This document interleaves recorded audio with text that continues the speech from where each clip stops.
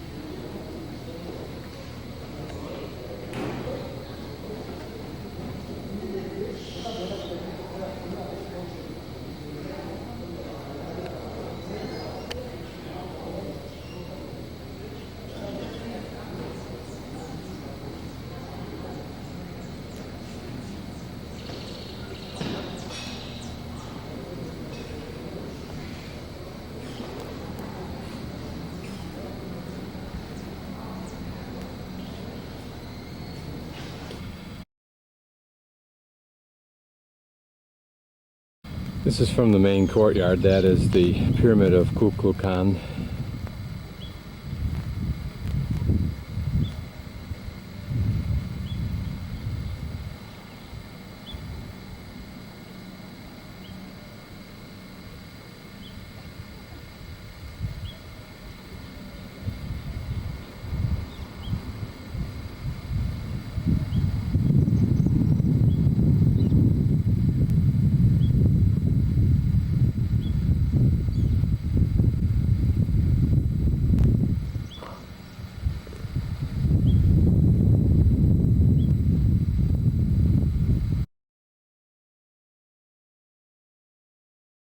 In front of us is the principal ball court, one of 8, or depending upon other opinions, 9 ball courts. This is the most famous one. We'll take a closer look at that now.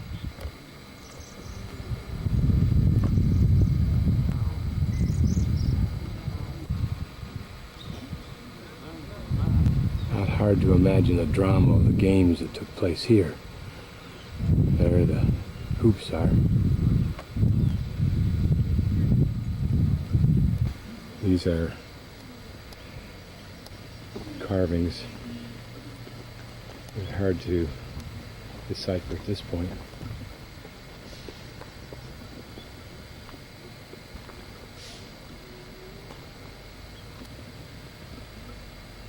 You see they're framed in a rounded frame at the top. Imagine being in this place and being one of the players and realizing the stakes.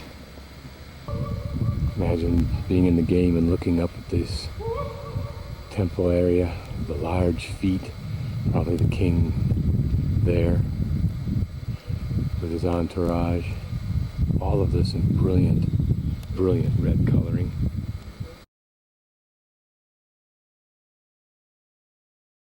This is the Temple of the Skulls, and at one time it contained the skulls of victims, would have been on posts or whatever.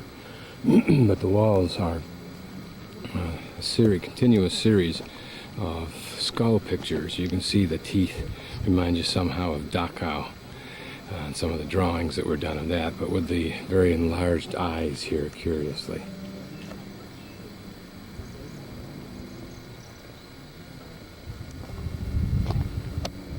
Here you see the picture of the jaguar. You see the head in the upper left, and it's holding a heart in its clawed hand, which will then gorge on. Very violent representations. Imagine the beauty of all.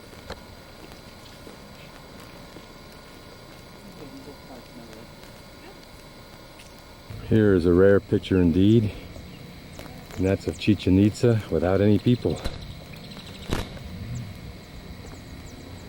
I'll have to do it fast because they're coming quick. Probably the most heavily populated ruin site in the Mayan world.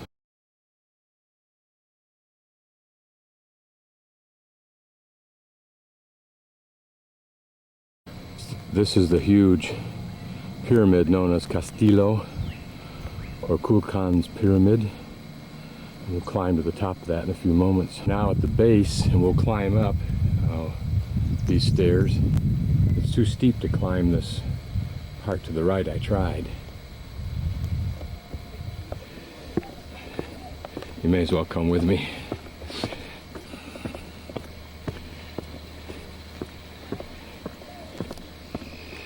There are, I believe, 91 steps,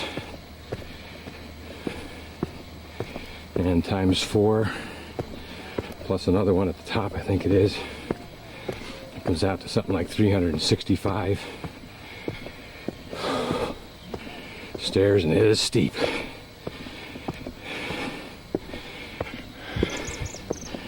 Second time I've done this one.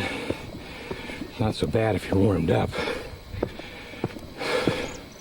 Should be no laughing in the audience.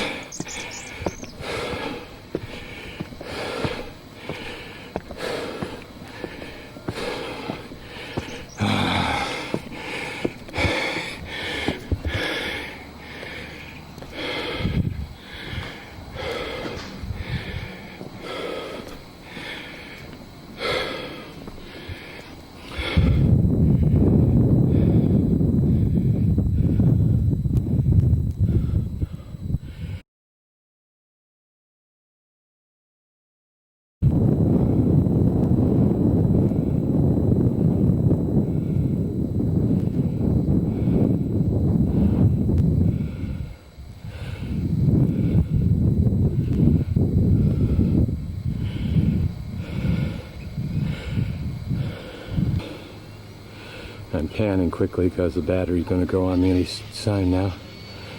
That's the Ossuary, an observatory that is unique because of its spiral staircase on the inside and the slots that exactly align the sun coming in with the various solstices and other times of the season.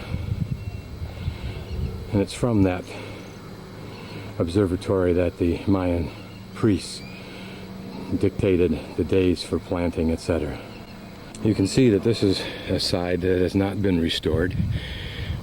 You can imagine the incredible amount of effort it takes to restore the side of one of these edifices. The ball court.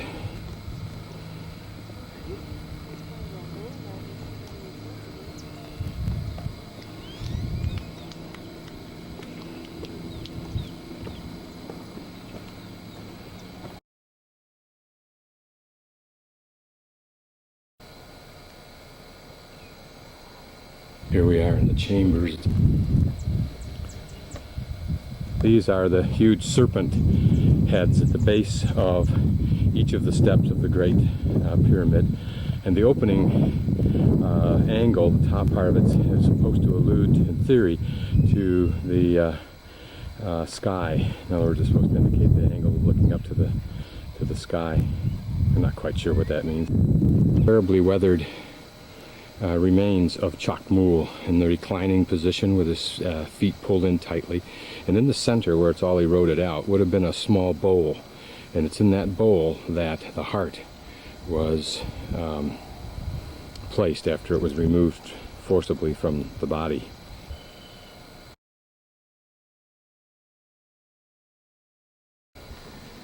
This is the temple at the group of 1,000 columns, and we'll see some of those in a moment. This is a piece that would have sat on top of this pyramid here to our left. And you can imagine what it took to get that into place once it was carved. Architecture is kind of interesting here because what they have created is panels on top of the separating, on top of each, or let's say that's forming the base of each of these little plateaus or steps, all of which are carved, intricately carved. Imagine the labor involved in creating this. Tremendous labor, not just to mention the building of it, but phenomenal labor in the carving of it. And not only just raw labor, which is easy to get from a few thousand slaves that you've captured in battle, but skilled craftsmen working rock. Presumably here you see these indentations, one right in the center. Presumably these also had plaques of rock in which there were carvings. Okay, here I'm entering the columns. Notice these columns are rectangular in shape, every single one of them having detailed drawings or carvings on them, representing who knows what, but something to do with the history of this site of Chichén Itzá. Here probably some small temple platform, and there the ubiquitous stairs and the serpent's jaws. This was a society that worshipped and found, by some accounts, its architecture and cultural and a basis in a certain particular rattlesnake, believe it or not, that displays the Pythagorean triangle. Imagine that all of this would have been covered by vaulted ceilings like the one we saw at the top of the Great Pyramid. Imagine wandering through here if, in fact, this was available to we the common. One has to wonder what was the purpose of this recessed area here. Now here, column after column of rounded columns, hundreds in a row it looks like, and that goes beyond the wall that you can see down there. And here, an area very much similar to the Anasazis religious buildings that had rooms, places for people to sit, and here they would sit, and as you can see, in some places more evident than this, they were actually sloped to accommodate the small in the back. Another area that's at right angles, and you see another phalanx of these columns on which are the octagonal blocks that would have held the heavy wooden beams. Notice here you can see how for sitting down or lying down, there was an angular portion of rock to support the lower back. Remember, these people were smaller than us, so they probably fit quite comfortably with room to spare on these rock sofas, and perhaps they were even covered with some kind of material, or maybe you brought your own if you were planning on spending the day hanging out in the group of 1,000 columns. Now as I pan out into the courtyard area, which is a huge area, you'll see that the columns continue on down to the right here, and then in that direction there is a large building that we'll look at was the market. But you'll notice the design here were rounded columns in the center, but on the periphery were the ones that were heavily carved. Another anomaly are these square pillars that are built up around a few of the rounded ones. Why that's the case, who knows? Some modification in design or purpose or function or theory in subsequent years after it was initially built. You'll see something similar to this when we're dealing with the progressive era and we look at how the poor in big cities lived in modified buildings that were then called apartments. As I pan through here, try to imagine what this place looked like without trees. Dead ahead of you, and you can see back in the trees there are people walking. There's another huge building that we will look at. That was the marketplace. But imagine all these trees gone. It all flattened out except for various structures, as you see right there in the middle. And there's some over there a ways, okay? Some over there. See the rocks back behind there. And as you pan around, look down through this panorama of columns, of which there were columns all along through here too, where we're standing. And there, the Great Pyramid in the background. In all probability, you had to be either one of the higher court people, or perhaps a very wealthy and influential merchant to even be standing here. We'll go down now where those people are going and look at the marketplace.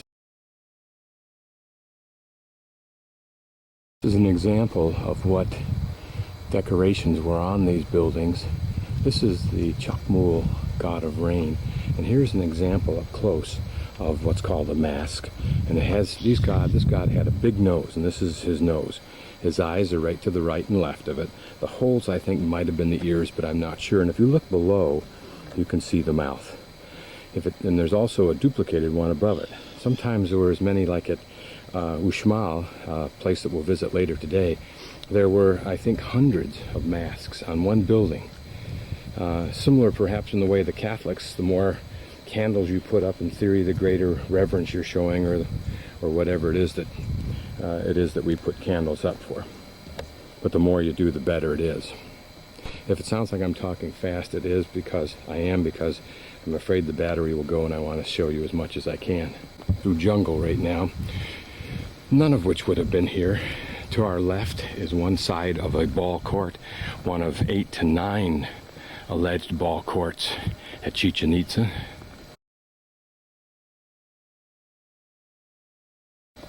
And this is a sweat bath.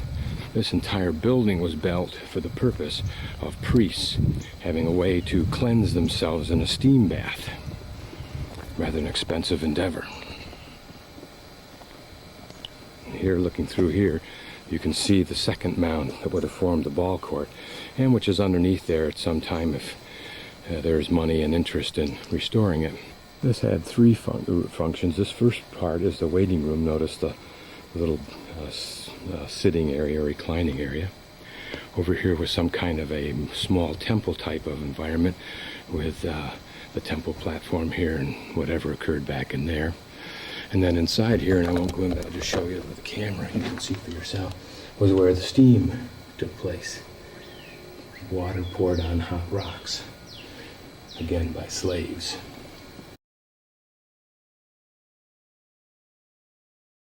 Here we're approaching the market, and the building portion to the left, again dominated by columns. And when we get up on the structure, you'll see an extended use, or an advancement, if you will, in the use of columns. Again, you can see that this is a fairly narrow building. The columns in the center, a large flat plaza on this platform out in front, reclining seats in the back. You can easily imagine this place filled with people vending or selling their wares and chatting and meeting just like people do in a supermarket. What makes this building rather unique is the use of high columns, requiring apparently a more sophisticated architecture. It would also have had high vaulted ceilings above what you see there.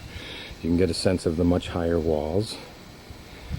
In the center, water drained and then drained out down some canals that came from the corner into a center post and then drained out of the building somehow, some way. One of the unique features here, and I have no idea what it is this carving here. Presumably it was used to ring, if you will, the top walls of some sort, because over there you can see piles and piles of what look like rubble, but in fact they are not rubble. They are artifacts, and I'll show you some examples a little bit later. Right down there you can see some more of what I was just showing you. There are all kinds of those things lying over there, which means they were used in great profusion and probably on the top of the building. We're looking at some piles of rock that have been placed over here, no doubt, when this was excavated out enough for us to be able to see anything. And you can see that the different pieces have significant workings on them. One very, very common. You'll notice one here that is a ring. And what was that used for? Who knows? But if you think about it, this is a lot like a pile of material outside of a house that's being constructed. Except there it's all going to be scrap. Here, these are useful elements that will eventually go back into the design if we can once figure out how to reconstruct. I wanted to show you this corner because it will give you some sense of the precision with which these people carved this stone. And look at this wall. Now notice this wall slopes out slightly.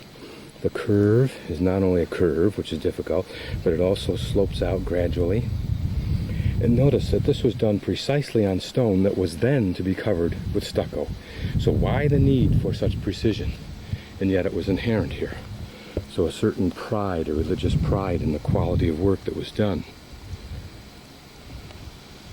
Notice the sharp cut of the edge here, even though it's been weathered by centuries of heat and water. Let's get a look down the side here. No slouch of an achievement considering tools that were stone without any metal at all and with no machinery, of course. Notice the precision of the steps. As I back up, you'll see that they are exactly on one plane. And I'm sure as we walk along this jungle path, you'll already know what these two mounds, parallel mounds of rubble, represent. And the awesome events that took place right where we're looking.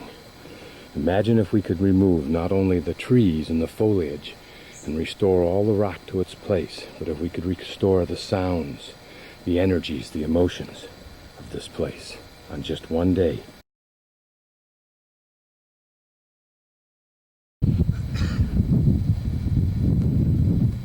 This is the temple portion, or at least one portion of the temple, entering up to the ossuary.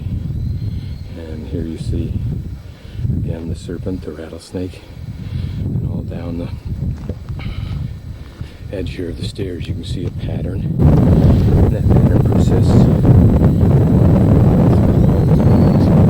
It's a pattern somewhat reminiscent of the rattlesnake it portrays. And notice that this building was built afterward.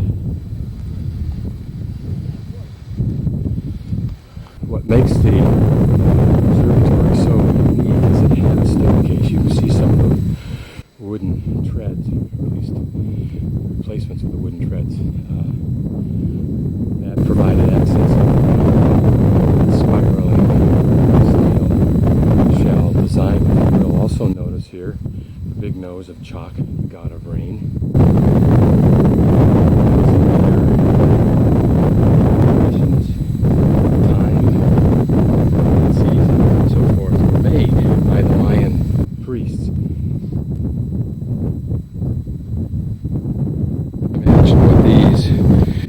If you will, of humans, just the humans, maybe they were gods, supposed to be gods, and the carved out portion of them was used for.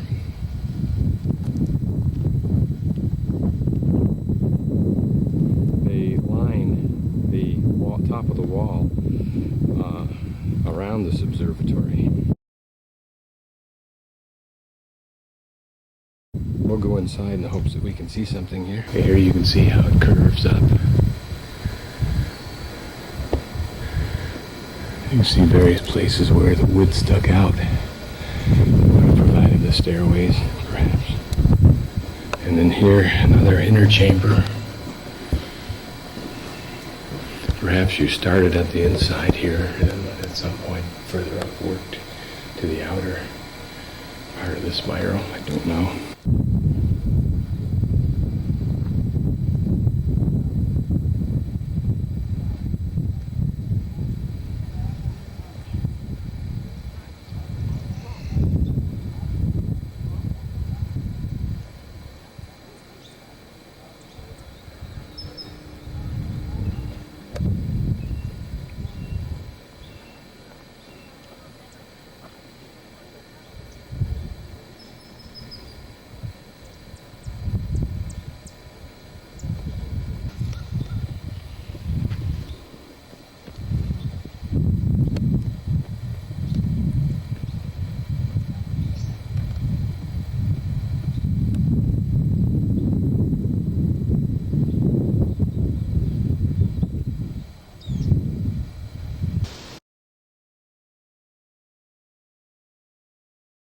This large building was called the Nunnery by the Spanish, apparently because of the great number of small rooms in it. It is actually believed that it might have been a school, perhaps for the military.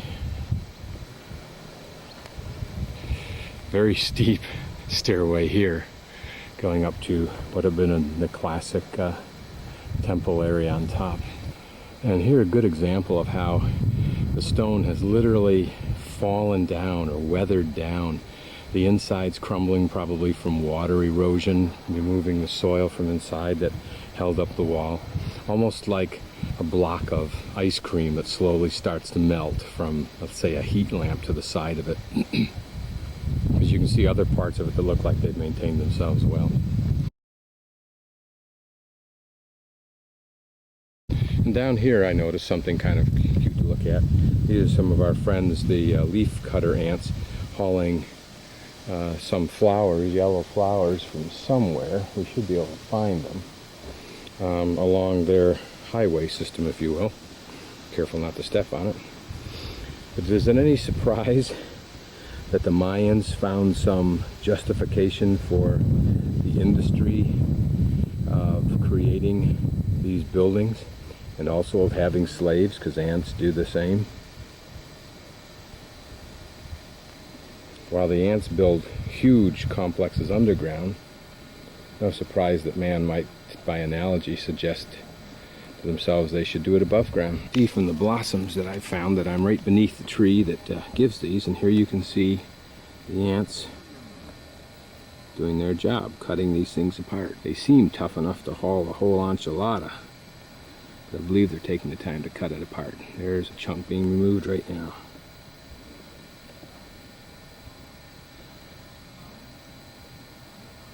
Well, at least they're trying hard. And here we're in the smaller part of this temple. Notice again in the outline, chalk snows. The temple filled, covered with masks, with chalk. And all across up here. Notice the lattice work here, something unique in style to this particular building.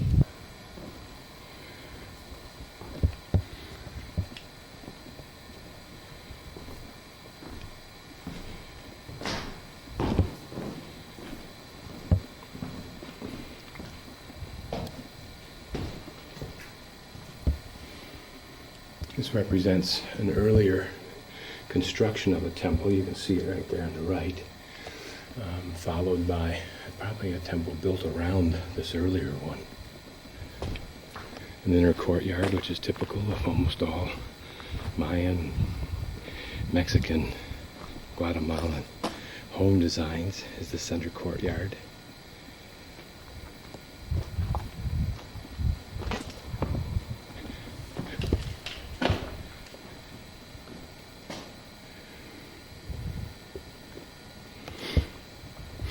Notice this would be considered a very, very wealthy or substantial environment, considering that the normal Mayan, 85% of the population, lived in thatched huts.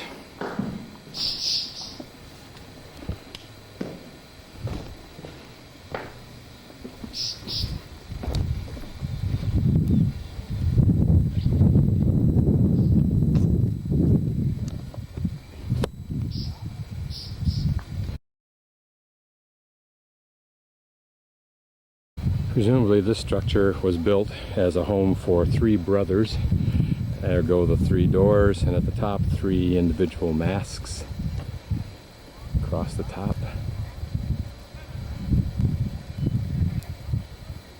In addition, at this